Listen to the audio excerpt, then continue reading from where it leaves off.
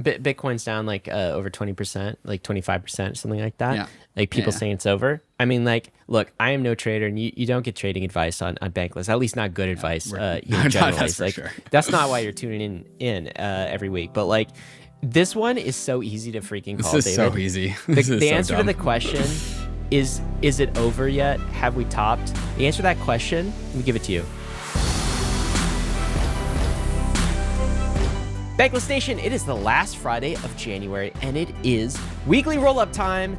We're going to talk about a few things. First, though, not to sugarcoat this, Bitcoin is down on the week. Big. All right, Down big. We'll give you the numbers, but the question is the bull market over? And I think to answer that, we got to answer the question, when will Grayscale's BTC ETF, the new Bitcoin ETF, when will it stop selling? It seems to be a source of the trouble here. What else we got, David? The curse of Barry Silbert still among us. After that, we're going to talk about some more exciting things. We're going to talk about Restaking Summer, what it is, what's going on, what are people doing, and why it's a big deal. And then we're also going to talk about how 10% of Ethereum went down. 10% of the Ethereum network stopped producing blocks. But the network as a whole, doing just fine. That's why we have multiple clients. But Ryan, have you ever thought about what if 80% of the network went down? Because a lot of people have been thinking about that lately. Only in my waking nightmares, David. That's the only time I ever think about that. But I think we as a community have to think about it. So we'll talk about that. And also the Tornado Cash developers, David, Roman and Alexei, they're getting ready for their trials. I think this is going to be an absolutely massive court case. So we'll give you an update on that. But David, before we get in, a little self-shill that we don't often do, and that is talking about Bankless citizenship. So that is the paid membership to the Bankless Nation, and that is available to anyone who is listening. We actually have a discount code that we'll give you in just a minute, but we have added over 1,000 new citizens, that is new members, in the last 2 weeks. Tell people a bit about the benefits. I feel like a big reason people are flocking to this opportunity is because of what we have here, the airdrop hunter. I think we're looking at this on screen. Testimonial from the Bankless community. That was such an unexpected, massive airdrop. I think for the first time this year, I'm actually going to buy myself something. Christmas is a comment. Another comment, yeah, my airdrop is now worth $35,000. At times like this, this is really... Yeah, this is really an opportunity to kind of like do things on chain and get rewarded for those things. And the airdrop hunter with Bankless allows folks to do it. Anytime that an airdrop goes out, one of them went out this week, we're going to talk about it, and you didn't get it, it was probably in the Bankless airdrop hunter. That's definitely been the hottest product that people are looking for. It's why we've had 1,000 new citizens sign up in the last week. But if you're a podcast listener, there's of course exclusive episodes and ad-free episodes, like the one you're listening to right now, but without ads on the Bankless premium feed. There's a bunch of other things. You can come hang out with us in the Discord, and you can go into in real life Bankless events like the one that we're doing at ETH Denver. So this is a call to action for all Bankless citizens if you are listening to this on the ad-free premium feed. Wednesday, February 28th, mark your calendars. There is a link in the Citizens Discord where we're all chatting, hanging out, for you to come to our meetup at ETH Denver. This is only available to Bankless citizens and previous podcast guests that I'm slipping the link to. And so if you want to go hang out, free beer, said brewery, same brewery as last year. Free beer, free beer, free beer, free beer. We almost missed this as well. The code to get a 10% discount is podcast24. So you can go use that at bankless.com/join. That's podcast24. All right, David, let's get to the bad news, man. Markets, Bitcoin is down, and I think it's down in the double digits. Is that what you're about to tell me? No, that would be Ether. Bitcoin only down 6.5% this week. Thank you. Started the week at $42,500, ending the week at $39,800. The big question, why is it so down? I think the very simple answer was it was a sell the news event, but that answer actually can get more and more sophisticated. Grayscale, everyone's looking at Grayscale and Barry Silbert. So Grayscale sent over $1 billion of Bitcoin to Coinbase to dump. That's what you do when you send Bitcoin to Coinbase. Since the launch of the ETFs at large, since the GBTC trust was converted to an ETF, it's sent over $3 billion of Bitcoin. The other Bitcoin ETFs, the BlackRock ones, Fidelity ones, the Bitwise ones, have absorbed a pretty good amount of Bitcoin. So there's been buying pressure from those.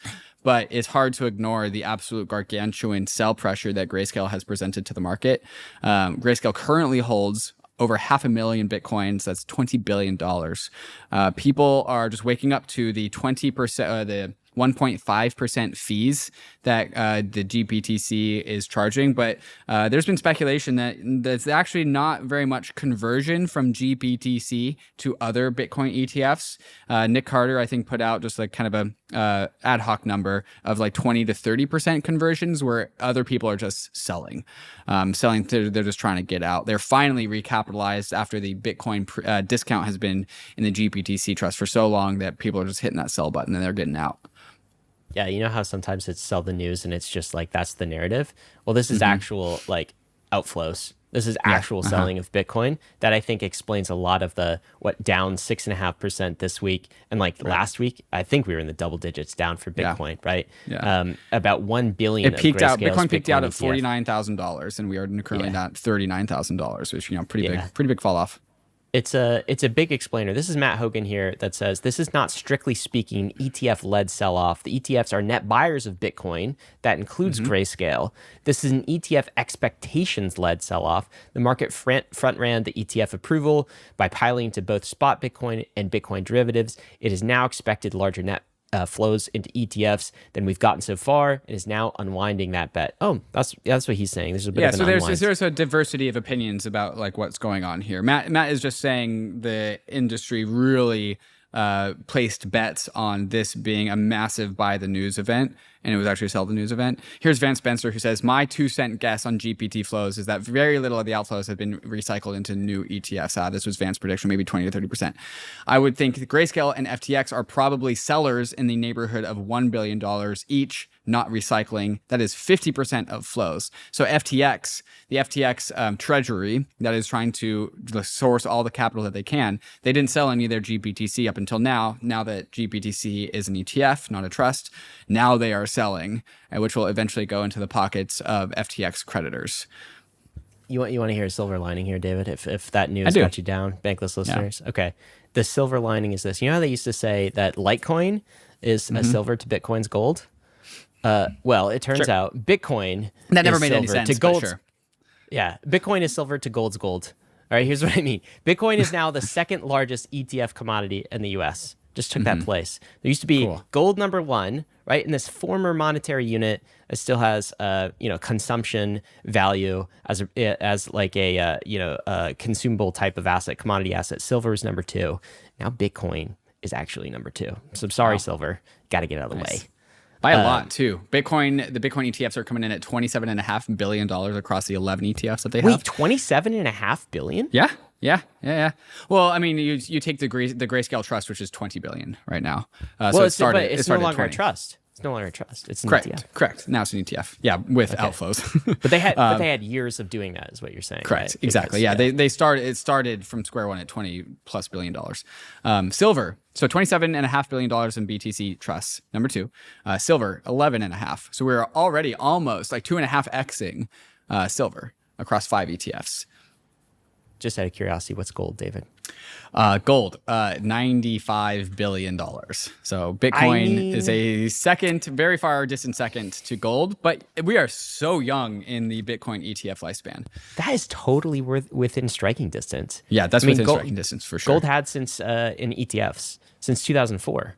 Yeah, right? It's got a 20-year head start. Yeah. Plus, not just that, it's got thousands of years in history. As an asset, yeah. As an asset. I mean, how long has gold been? And like, we're already at 27. Like, we're in striking distance. That's pretty impressive. All right. Well, striking distance, 27, 96. These are different numbers. But I think, as soon as we can get rid of just this toxic selling of Grayscale GBTC.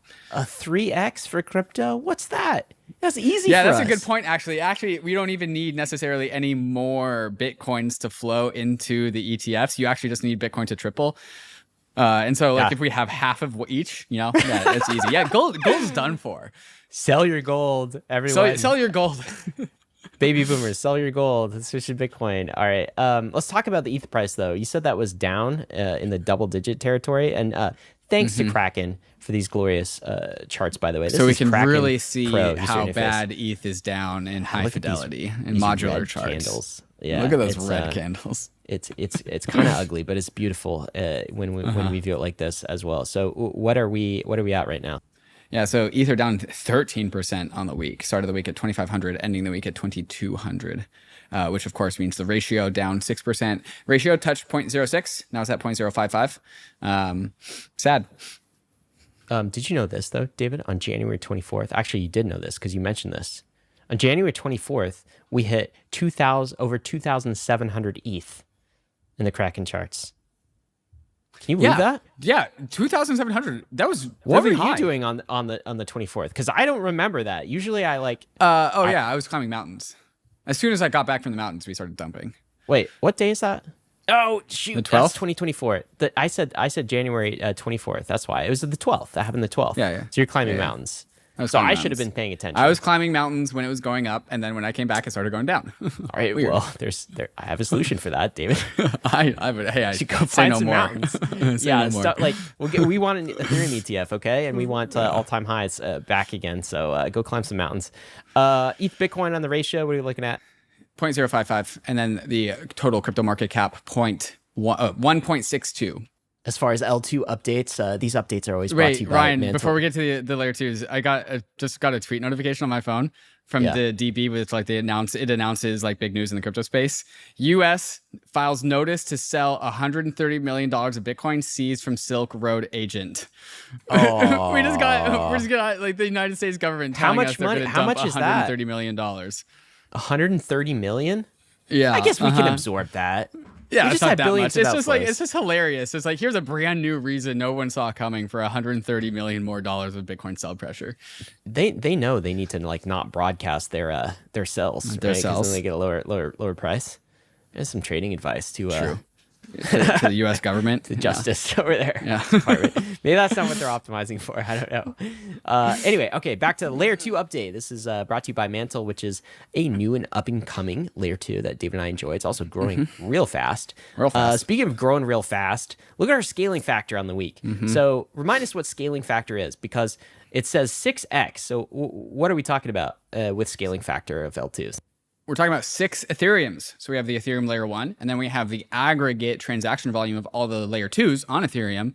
And the aggregate transaction volumes of all layer 2s are 6 Ethereums.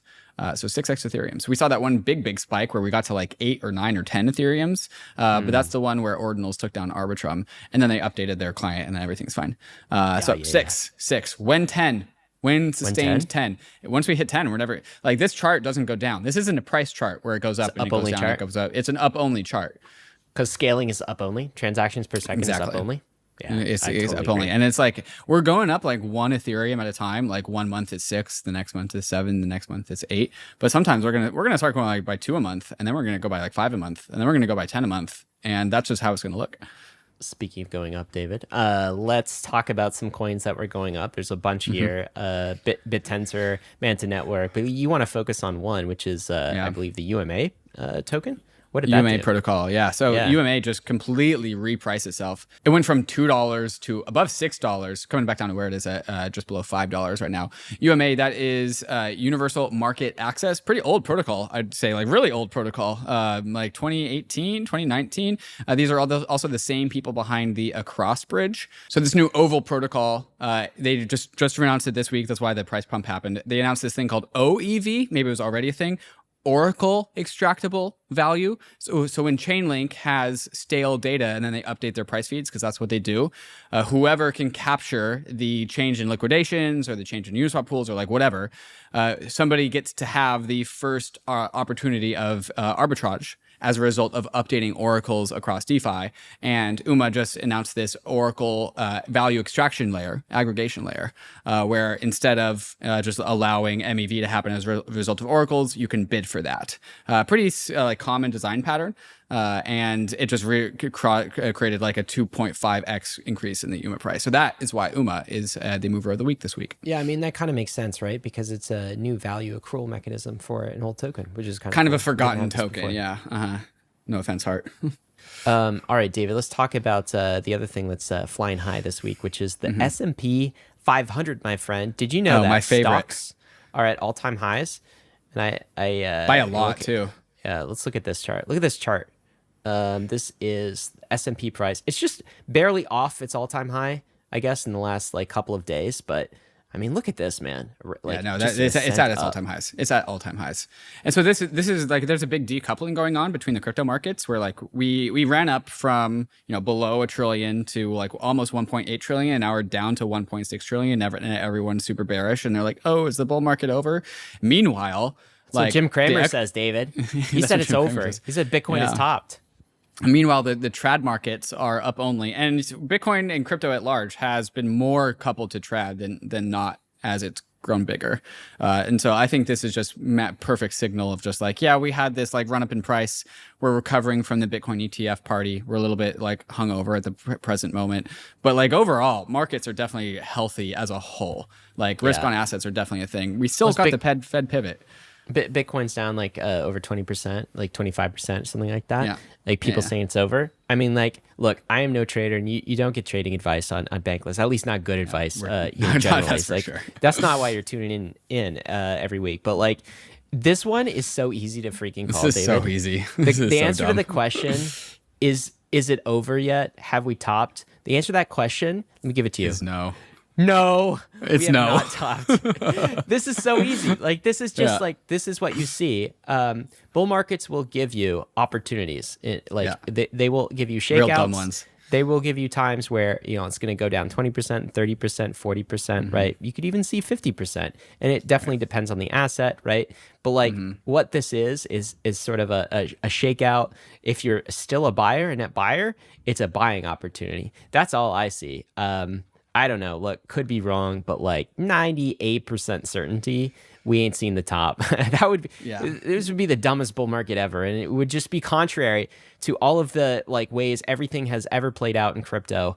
Now, the only thing I'll say is Black Swan event aside, something crazy could happen. You never know, but like you can't price that in. You can't price that in. Yeah. Am I wrong? Yeah. What? No, totally. It's going to take some time for the GPTC outflows to cease. So that is like an open wound that is currently bleeding. It'll take 2 weeks, 4 weeks, 6 weeks, I don't know, 2 months. And then eventually it'll stop. And then there will continue to be flows into the Bitcoin ETFs, like the BlackRocks, the Fidelities, the Bitwises. And also there's like the whole concept of a Bitcoin ETF. It ages like wine. There's like a 6 month period where people are just like looking at it and be like, we're gonna revisit this in 6 months. We'll just buy in 6 months. There's like a age like wine kind of thing going on in TradFi. Yeah. And so like I still think it flows into the Bitcoin ETF or nonstop. If you're here, the nice thing about this is it gives you some time, because now I think mainstream is just like, they're not interested in the Bitcoin ETF as much right now. Because why? Because it's not pumping. Like price isn't pumping, right? So now they have a product they can buy. But when they'll want to hit the buy button is when this thing shoots up, right? That's when you get the texts. That's when everyone kind of piles in. These markets are so reflexive. Can I give you a prediction, Ryan? Yeah.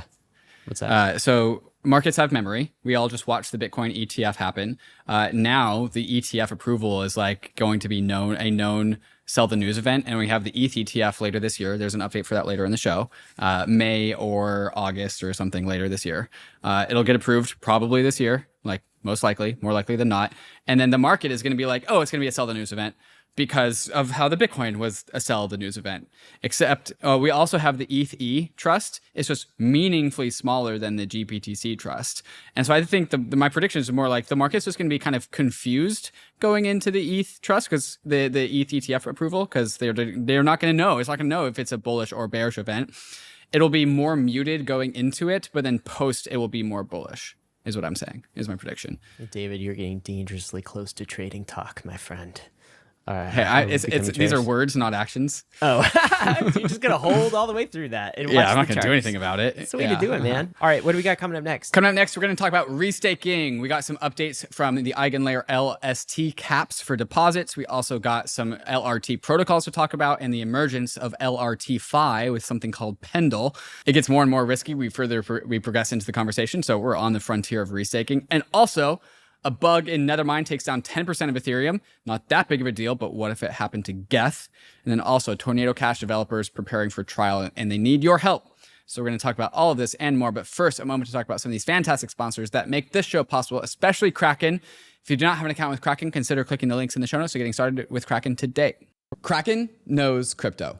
Kraken's been in the crypto game for over a decade, and as one of the largest and most trusted exchanges in the industry, Kraken is on the journey with all of us to see what crypto can be. Human history is a story of progress. It's part of us, hardwired. We're designed to seek change everywhere, to improve, to strive. And if anything can be improved, why not finance? Crypto is a financial system designed with the modern world in mind. Instant, permissionless, and 24/7. It's not perfect, and nothing ever will be perfect. But crypto is a world-changing technology at a time when the world needs it the most. That's the Kraken mission, to accelerate the global adoption of cryptocurrency, so that you and the rest of the world can achieve financial freedom and inclusion. Head on over to kraken.com/bankless to see what crypto can be. Not investment advice. Crypto trading involves risk of loss. Cryptocurrency services are provided to U.S. and U.S. territory customers by Payward Ventures Inc., PVI, doing business as Kraken. Are you launching a token? Is it already live? How are you managing the legal and tax for providing token awards for your team? TOKU simplifies everything about managing token grant compensation, and you can get started with them for free. You'll have access to top-notch legal and tax support to handle the distribution and management of tokens for your team. TOKU caters to every step in the process, from user-friendly legal templates for granting tokens to tracking vesting periods and calculating withholding taxes. TOKU understands every grant structure, token purchase agreements, restricted token awards, restricted token units, token options, and all the other ones. TOKU is already simplifying this today for leading companies like Protocol Labs, DYDX Foundation, Mina Foundation, and many more. You can learn more about how TOKU can help you streamline your token management and get started for free. Visit TOKU at toku.com/bankless or click the link in the description below. David, Restaking Summer is here. I think this is going to be an absolutely major thing in 2024.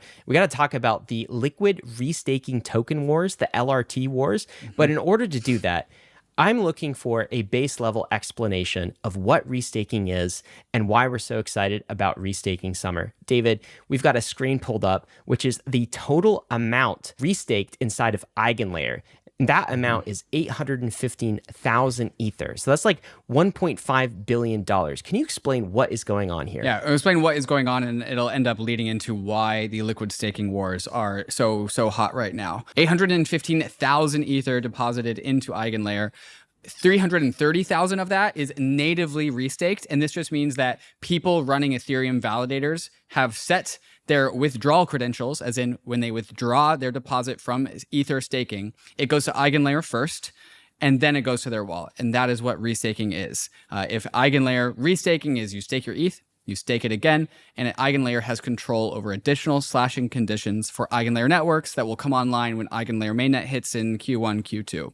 330,000 Ether are just normal Ethereum solo validators that have staked to Eigenlayer. Then there's this thing called liquid restaking, where people are taking staked ETH from Lido, our ETH from Rocket Pool, Stater ETH, all the LSTs, and they're also depositing it into Eigenlayer. So instead of running your own node, you just take your liquid stake token and you deposit it into Eigenlayer. And that's the remainder of the ETH and how we get up to 815,000. So these are the two concentric circles. You have native restaking, just normal vanilla Ethereum staking, but you set your withdrawal credentials to Eigenlayer, making that restaking. And then next concentric circle out, you have liquid restaking, where you just deposit LSTs into Eigenlayer. Are you with me so far? Because we're about to go one more concentric circle out. Oh, there's another circle? There's a few more circles. There's always another circle. All right. There's always another circle. I'm with you so far. Then we get into liquid restaking tokens, which is the brand new war that's going on. I'm super stoked on it. I think it's a super cool thing. It is a brand new playing field for dominance over liquid restaking tokens, which are just like liquid staking tokens, just like staked ETH from Lido, just like our ETH from Rocket Pool, but liquid restaked tokens from these new liquid restaking protocols that are coming out. So it's more yield when all these Eigenlayer networks that are going to come online, which are called AVSs, actively validated services, like EigenDA or cross-bridge protocols or fast finality layers, additional Eigenlayer networks. These are all going to be spitting out yield, and that yield will be incorporated into the yield of a liquid restaking token, which will also have the yield of a liquid staking token. So Ether, then staked Ether, then restaked Ether, all of that yield being packaged up into a liquid restaking token, which is the subject of the most recent wars in the Ethereum space, because people are jostling for dominance, just like how Lido was jostling with Rocket Pool and all the other ones.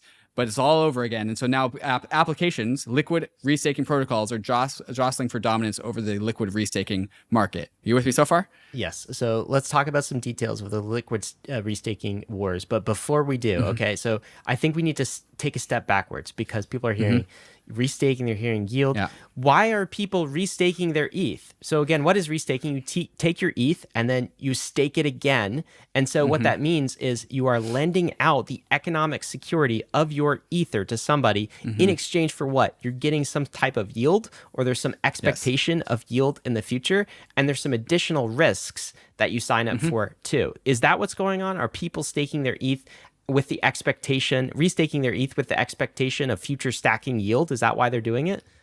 That's like the fundamental reason. That is like why Eigenlayer exists. Yes, you will have more yield as a function of all the fees that are going to be collected from AVSs. Are any AVSs online? No. Is Eigenlayer at mainnet? No. So what are people doing? They're farming the Eigenlayer airdrop because Eigenlayer points are a thing. And so that's what people are doing now. In the future, we will be able to talk about the yields produced from AVSs, but right now that is a future conversation. Right now people are just playing the Eigenlayer airdrop farming game.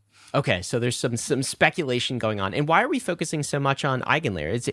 That's because it seems like that's where the center of all of this restaking activity on Ethereum is. Like that is kind of the ground zero for this. And the Eigenlayer network is what? It's like channeling this Ether, this economic security in order to secure other applications. So it's like a platform that you can build applications on top of. And you called these things AVSs. Am I right so far?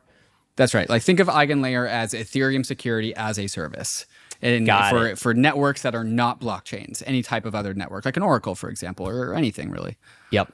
So that's a refresher. And now help me with this last piece, David. So how does somebody restake? Okay. You like mentioned all of these things, but like, how do I, as someone who's interested in exploring restaking, how do I actually do it? Are there multiple ways to do it? What are they? There are multiple ways to do it. You could go and do vanilla native restaking, but that requires running your own node.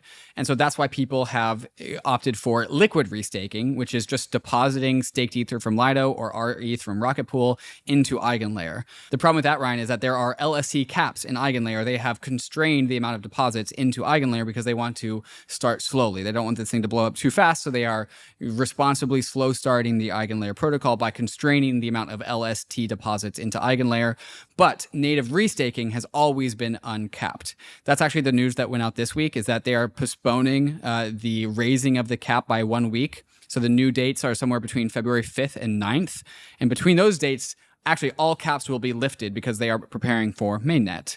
And so sometime in the first or second week of February, LST caps will be completely lifted, and then we will be able to resume Eigenlayer farming with LSTs. Okay. But the existence of these caps have created incentives for people to find ways to farm the Eigenlayer airdrop using protocols that can natively restake. And this accounts for the explosion of TVL in EtherFi. And also Renzo protocol is one of the other new ones, but the EtherFi has this absolute like hockey stick growth, where they were from like $50 million of TVL like just a couple months ago to over like $350 million of TVL as of now. And the race between them and Swell as number 2 and number 1 of TVL and Eigenlayer is like on. Like things are like neck and neck right now. Okay, so let me try to summarize that for you. So the way you restake, I think I heard 3 different ways that somebody could restake right now. It's they could restake natively, so that's vanilla. But in order to do that, you have to have the capability to run an ETH node and some additional Eigenlayer validator like functionality. Okay, that's one way. There's no cap, so anybody can go do that now if you have those skills and expertise. The second is if you have, you're staked with Lido, you're staked with RETH, you're staked with Swell, something like that. You're just holding staked ETH, for example. You could take those tokens and just kind of like restake them, deposit them. The problem is it's capped. There's a cap. So you can't do that now. Maybe sometime later in February, those caps will, and you can like slip in before it fills up again, because it's going to fill up again. And then there's the third way, and that is kind of the new group, like the new category that crypto is creating, and that is restaking with like a service provider, right? So it's like restaking natively, except you're not running the validators, you're using a service provider. In that category, that's called LRTs. So it's liquid restaking tokens, right? They do the managed service, and you get a liquid token on the other side of that. And folks like EtherFi are kind of, and that's where the war exists right now. Is that all correct? That's exactly correct. I think we need to do a whole entire episode. We'll do this, I think, next week, Ryan, where we need to go through like all of the different ways to build an application, an LRT application, because there's EtherFi, who's spinning up their own nodes for vanilla native restaking, and that's accounted for a lot of the deposits that are going into EtherFi. There's Swell, which is both an LST and an LRT, who are the number one TVL depositors of the LRTs into Eigenlayer, followed by EtherFi. And then there's Renzo, and then there's Puffer, and then there's like other ones that haven't come online yet, like Rio. There's a bunch of others that I'm not naming because there's so many right now. And then after that, Ryan, we go one more concentric circle out, and we talk about LRT-Fi. With things like Pendle and people foregoing their airdrops for more yield, 30% yield, or people are going for 0 yield and like leveraging up on Eigenlayer airdrops. There's like this whole blossoming like LRT financialization layer. It gets very, very degenerate, but like this has accounted for a ton of activity in the Ethereum financial space lately. Okay. Bankless promise we will do an entire episode on restaking and what the opportunities are and how the landscape is. Now, I'll just kind of zoom out for a minute and talk about why this is important. This seems very much like DeFi Summer 2020. Yes. And that's why like we're calling this, others are calling this restaking summer. And I will note that during DeFi Summer, a lot of these yields were kind of speculative yields. And remember the point earlier that you made that none of these applications on Eigenlayer, these things called AVSs, none of them are live. None of them are producing yield. So why are people doing this? They're piling in because there's anticipated value being created and anticipated airdrops and tokens that can be received. It's kind of like yield farming, yield hunting. It's DeFi Summer 2020. If you weren't there for that, this is what that is. And so what's going to happen is what happened that time. There's going to be a lot of people that pile in, risk too much, because look, like these things haven't been like some of them haven't been audited. Some of them will go fast and loose and they won't take security seriously. Like there's real risk if you're playing this restaking game, and you don't have to go there if you don't want to. You can sit by, hold your ETH, maybe just stake your ETH, like simple staking. You don't have to restake, and observe what's going on. However, if you want to be an active player in this, I would just remember that there's a lot of risk associated with these things, and like maybe only a portion of your portfolio, assign it to kind of explore this ecosystem, because there's going to be like fortunes made and fortunes lost. There's going to be lots of shenanigans playing out. What's really exciting though is this is the birth of an entire new sector of crypto. Like that's what's happening now, of the same order of magnitude, in my opinion, of DeFi in 2020. And yeah, there's a lot of chaos, but it's like a star being born in a nebula cloud, right? It's like all of this chaos, these gamma radiation, all of this stuff. But at the other side of that, something beautiful is going to form, something life-giving, and it's going to propel our industry forward. So don't get caught up too much in the speculation unless you want to play those speculation games, and then, enjoy the frontier. Yeah, as restaking summer continues, there's definitely going to be some blood sacrifices along the way, for sure. Don't let that be you. Do be the people that collect the restaking airdrops for restaking your Ether, which one of these is Altlayer, that was announced this week. Altlayer Airdrop Season 1 was just announced by this brand new Rollup as a service provider with Eigenlayer restaking networks as like extra little modules on rollups. So like think of them like super powered rollups. And so if you want an easy way to deploy your rollups with the perks of Eigenlayer restaking networks, AVSs, when they come online, this is what Altlayer does. They just launched their token. It's coming in at like a $3 billion valuation. If you are a Celestia staker, or you are an Eigenlayer restaker, or a few other criteria or conditions, you have an airdrop to claim. This was in the Airdrop Hunter, so go check that out. Yeah, you'd know all this if you're a Bankless citizen, guys. It's in the Airdrop Hunter. You mentioned at the beginning of the show. David, let's talk about the ETH Client Bug that shook up the Ethereum network, both from a technical and a social level. So what happened this week with the client bug? So Nethermind, which is the number 2 largest execution layer client on Ethereum, had a bug that took down all Nethermind running nodes, which was about 10% of the network. And so 10% including of the some network. Of ours, by the way, David. You and I are running some Nethermind clients. I do know that. Yeah. Okay. Those went down. And then they went back up. It was a relatively simple fix. And so what were the consequences of this? Nothing really, because 10% of the network is, it's a big deal if we hit 33%, 10%, we're very, very safe. But this really sparked a conversation about what if it was the larger execution client, Geth, which has 80% of the network. So, there are two levels of risk with Ethereum. There's the 33% level, and then there's the 66% level. And then there's Geth, which has 80% of the network. Coinbase uses this, Binance uses this, KRAKEN uses this, most of Lido uses this. And so our client diversity around the execution client around the Ethereum layer 1, not great. Geth is a very hardened execution client. It's easy to run. It's very stable. That's why people run it. It's just very stable. And so everyone's running it. The problem is we have this tragedy of the commons where everyone's running the same execution client. And if this was a bug in Geth, while Geth is less likely to have a bug in Geth could be massively catastrophic. And so this has kicked off a conversation in the Ethereum community about, it doesn't matter how stable Geth is, we can't have it at above 66%, and really we need it below 33%. So switch away from Geth. This has created pressure from the Ethereum community into people like Coinbase and KRAKEN and Lido, props to all of them. Brian Armstrong comes into DC investors tweet saying, "Hey, dear Coinbase, I'm unstaking my ETH with you guys because you guys use Geth." Brian Armstrong responds, "Taking a look." KRAKEN comes in and also says, "Hey, the team is currently exploring this. Internal discussions are happening and we will share updates as we get some decisions in place." Lido has also had some of their validators switch away from Geth.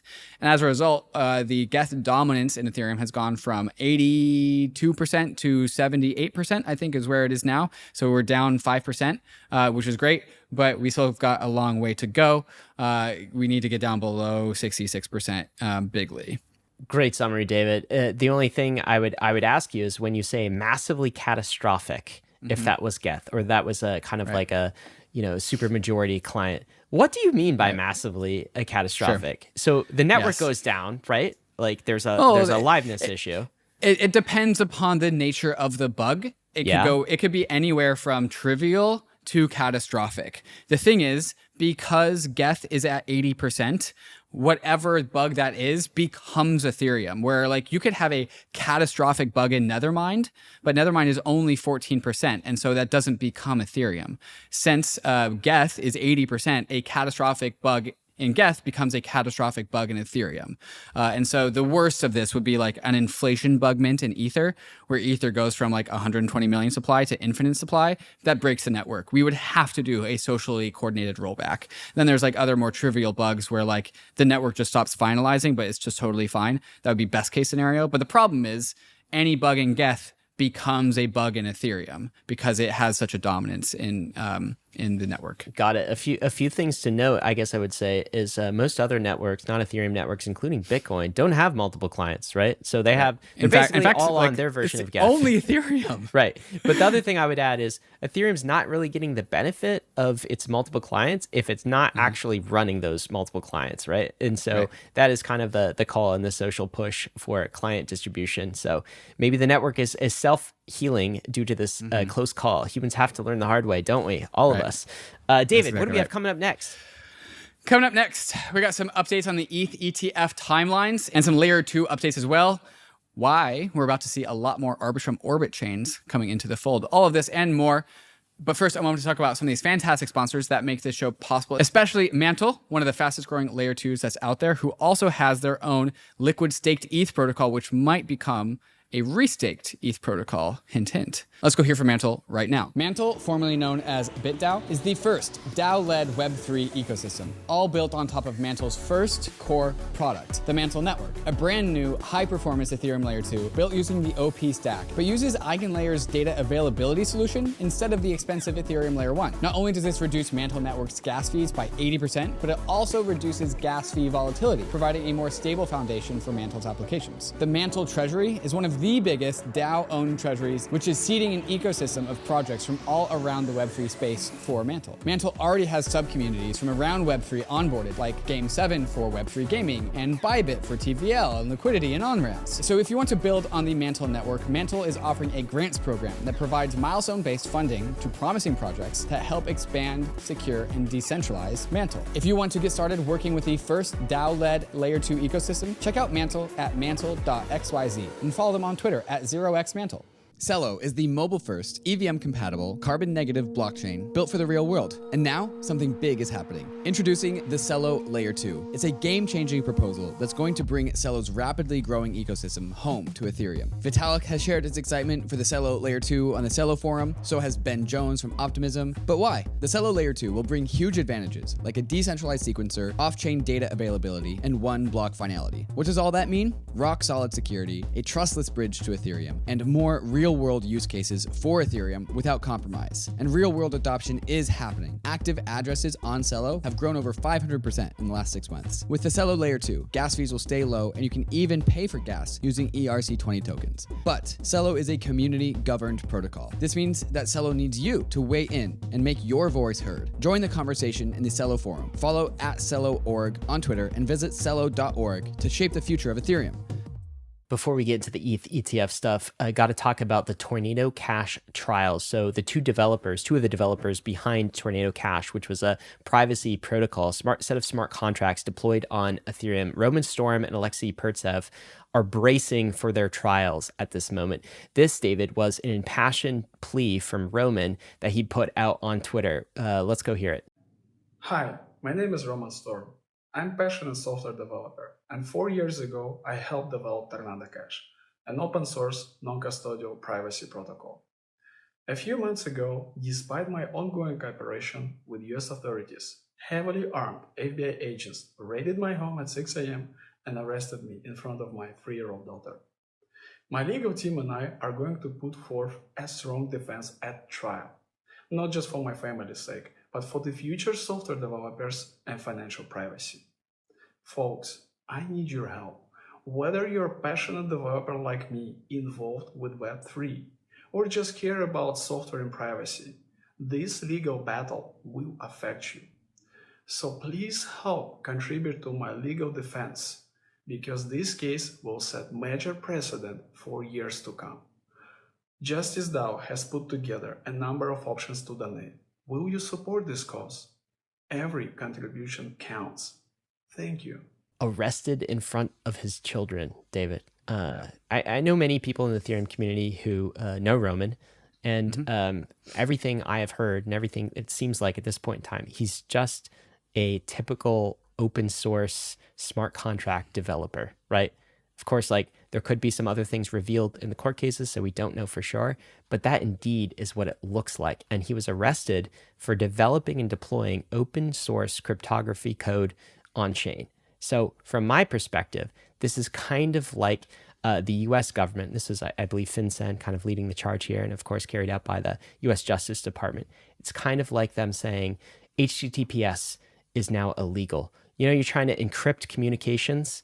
Okay, well, like you can't do that. Encryption is illegal. It's back to the cryptography wars of the early 90s, and Roman, it appears, is an early casualty. So here he is asking for some help from the crypto community for that case. And I think this case is going to be a landmark case in the US because it's not just about Roman and it's not just about Tornado Cash. It's actually going to set some precedent for how the US court system applies like privacy and juxtaposes that with free speech and the right to develop code and the right of everyday ordinary Americans who are using Tornado Cash just to shield their transactions.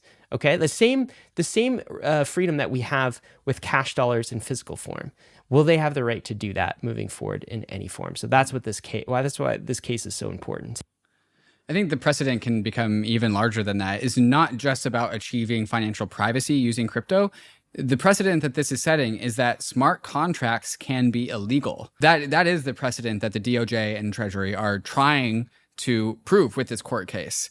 And so like, it's about privacy, but really ultimately, like if we lose this court case, it is the precedent is set that smart contracts on Ethereum, credibly neutral protocols, are illegal to touch. Well, to they use by currently are, Americans. David. They currently are.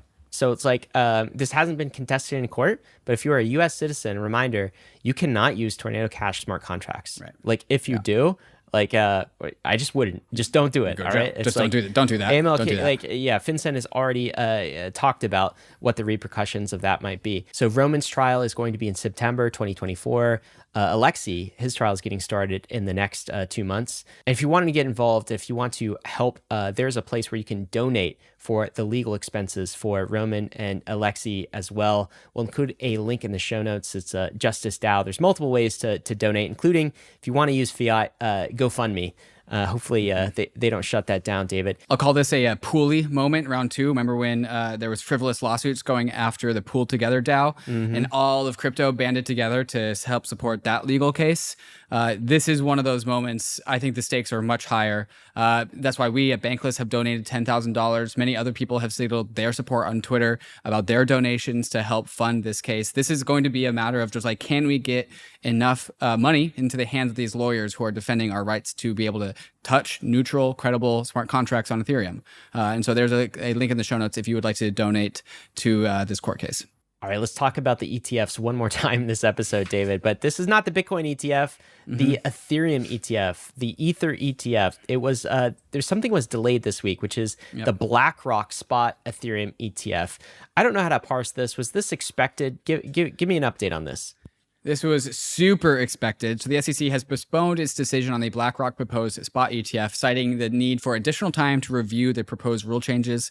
The final deadline was tomorrow, and so they're just delaying it at the last possible moment. This is exactly what they did with the Bitcoin spot ETF. The new final decision on the BlackRock spot ETF is now expected for August 7th. Of this year, which to me represents a very strong backstop for when the ETH ETF could be approved. There are some other key dates as well. And so VanEck and ARC21 shares Ether ETFs have final decisions on May 23rd and May 24th. So those are 2 dates to keep in mind. Grayscale, Invesco, Fidelity, and Galaxy all have deadlines of June 18th, July 5th, and August 3rd. And then after that, we have the BlackRock on August 7th. So sometime between May and August, ETH ETF probably getting approved. Probably. Maybe not. Probably. It feels likely. If you want Hester Peirce, Commissioner Hester Peirce's take, someone asked her about the ETH ETF and the SEC's likelihood. She said this: "We shouldn't need a court to tell us that our approach is arbitrary and capricious in order for us to get it right. So I certainly hope that wouldn't be the case." A delay was the question. She says she certainly hopes a delay wouldn't be the case. Yeah, so I'm with you, David. I think we get the Ethereum ETF this year. Let's get into some L2 updates, David. Arbitrum Orbit is expanding. Today, we introduced an Arbitrum Orbit expansion program, allowing you to have a self-service path to launch custom Orbit chains, L2s or L3s that settle to Ethereum. What does this mean? This means that Arbitrum is going to be easier to deploy Arbitrum Orbit chains, not just on top of the Arbitrum Layer 2, but just anywhere across Ethereum. And so I think this was pretty hotly needed by the Arbitrum ecosystem, just more Orbit chains. You know, we have all these OP stack chains. Now Arbitrum wants all these Orbit chains. 2 criteria. First, people that deploy an Arbitrum Orbit are expected to contribute a portion of their profits back to the Arbitrum ecosystem. So that is 10%. If you want to use Arbitrum Orbit technology, you have to give 10% back to the Arbitrum DAO. Second, the deployment of the rollup must be exclusive to Ethereum or any chain that derives its security from Ethereum. Dang. So Arbitrum is like, yo, free to use our ETH chain, maxis. but on Ethereum, like not anywhere else, which I think is hilarious. And so I think this is going to help bootstrap a lot of Arbitrum Orbit networks across the Ethereum space and nowhere else. It's kind of like they're basically going after like the optimism play that's been so successful, right? Which is like this is the key here: the self-service path. Anybody can launch self-service. Chain. Yes. Same. There is a difference here. Whereas the OP stack, forking the OP stack and deploying your own OP stack chain, you don't have to give any of fees back to the OP collective. Opt-in. If you want to join the Optimism super chain, the collective, then you have to give 15%. So it's either 0 or 15%. And cool. Arbitrum is like 10% for everything. I mean, L2s are moving, and they're moving fast. Not to be outdone this week, Polygon's got some news as well. This is an upcoming feature that they're going to launch as early as February. I guess maybe calling it a feature is kind of underselling it. Polygon is introducing what is its own middleware layer across all of its Polygon supernets. So these are all the Polygon chains. And since Polygon is a ZK rollup, every single ZK rollup produces a ZK proof. What this is an aggregation layer across ZK proofs. So every single ZK rollup from Polygon produces one. And then the aggregation layer takes all these ZK proofs and aggregates them into another ZK proof. And this has a bunch of just composability and liquidity and atomic inclusion benefits as well. So it is a big +1 to the world of the recombination of Ethereum layer 2s using a ZK proof aggregation layer.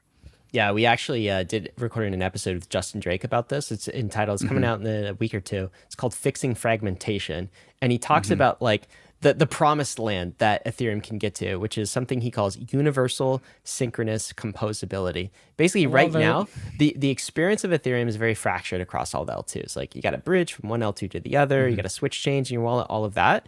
Drake says all of that will be solved, and it will be solved relatively soon. And a Polygon is actually relatively. I mean, in the next 1 to 3 years. But this is actually accelerating, David, because this is a part of that solution. With this solution, it sounds like from Polygon, there will be universal synchronous composability, not quite to the same degree of it as a decentralized sequencer, but with some feature limitations across Polygon chains. And that's a start. Right. And other ZK chains can also opt into this as well, which is kind of interesting. Yeah, so this is some internal composability for the internal Polygon ecosystem. And then there's the larger battle, which is global composability across different standards, like between Polygon and Arbitrum and Optimism. That's a harder thing, but we have the tools to get there, according to Justin Drake.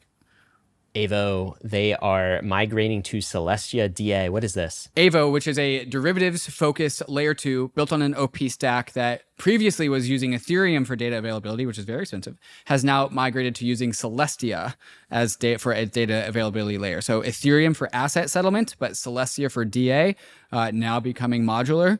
This is the second that we've seen of this. Lyra did this like 2 weeks ago.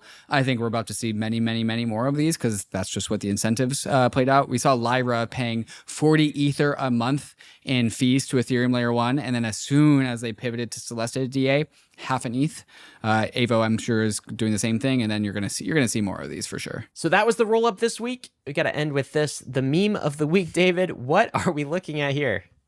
This is the breaking up with my best friend. I found a new best friend meme format. This is net worth is not in the hands of Vitalik anymore. Peter from Geth now controls my net worth.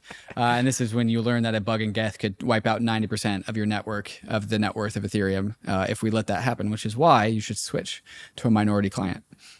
Peter, of course, is the core developer behind Geth. And, I just want to shout out Peter. Like, he doesn't get enough credit. Peter. Like, seriously, thank you for everything you're doing. I mean, please what don't is wreck this? us. 80% of the Ethereum network, thanks to this man and others on his team at Geth's hard work.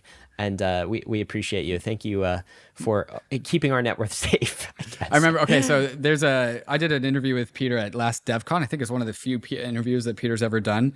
I asked him a question of just like, imagine if like I can't remember who the other developer was. I think it was like Preston Van Loon from Prismatic. I was like, if you and Preston like teamed up, because Preston is Prismatic and Peter's Geth, so we have two like client team chads being able to like support the Ethereum network. Is like if you and Preston teamed up to take down the Ethereum network, how hard would that be? And you know what his response was?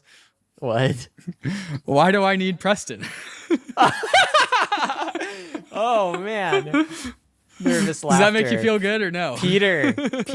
Wow, it wasn't Vitalik. It's always been in Peter's hands. It's always been Peter. Keep that man safe. And like, let's thank him again, David, as we end the show. Thank you, Peter. Please no rug.